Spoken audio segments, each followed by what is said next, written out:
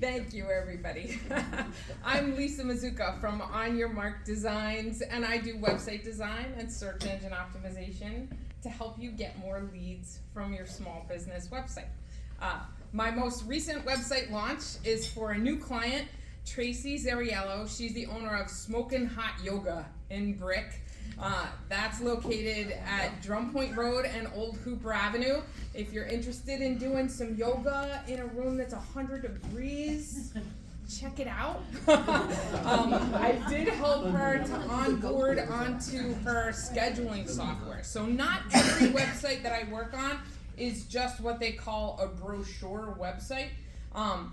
Some of them have a little bit more complex functionality, and Smokin' Hot Yoga is an example of that because she has scheduling software that's integrated into her website so that people can book classes from there. She can schedule her instructors. People can pay for classes and memberships, and they can keep track of the balance on their account. All of that is with third-party software, which has its own level of complexity and learning curve. So I joined calls with her, worked through some things that she wasn't real clear about, and we've been sending the clients, now that she's open, as of the 21st of June, we sent out a welcome email to all clients with our fingers crossed.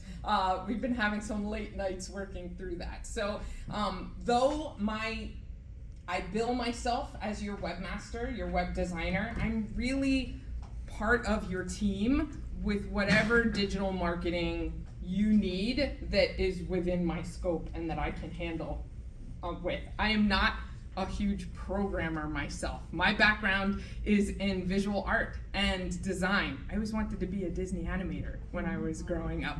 So I worked for Disney in college and after college, and something that I learned from Disney is that everyone is approachable. If you've ever been to Disney World, you see everybody's wearing a name tag and it only shows their first name. And that's the reason why, is that nobody wanted someone's manager to be Mr. So-and-so or Mrs. So-and-so. First names convey that everybody's approachable and you have just as much right to talk about your ideas, and you shouldn't feel intimidated in order to talk to somebody. So that goes along with one of the biggest lessons in that was the importance of networking for me. We all know how important networking is and how it works for our businesses. We do face-to-face networking every month, twice a month, at least. Some of us do more when we're in additional groups. I wanted to tell you a story about something that happened to me this past month. I attended a conference in Montclair, New Jersey. And some of you, if you follow me on social media, you probably noticed that this month I kind of stepped on the gas a little bit with my own visibility and promotion. I put out a lot of videos this month. Talking head videos where I was just giving kind of tips to small business owners about SEO and what to prioritize on their own websites. I did that purposely because I listened to podcasts myself about web design and SEO and WordPress specifically. WordPress is the platform that I design websites in, and it's a big deal. WordPress, there are over 43 million WordPress sites online now, and most small business websites that are on the web now are designed on this platform. So I listen to podcasts about this. There's a podcast called Post Status that I was listening to, and the woman who is the host, or one of the hosts of that show, was discussing on a recent episode that she and her colleague started a new TikTok account for WordPress.org, which is WordPress as a whole. So I thought I need to go follow this podcast. And one of the recent videos, the TikTok channel, and one of the recent videos they posted was about a conference, WordCamp in Europe.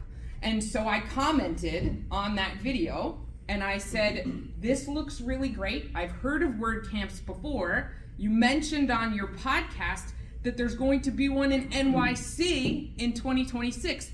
I'm at the Jersey Shore, can't wait to go. She commented back and said, there's one in Montclair next week. And I said, I'm there.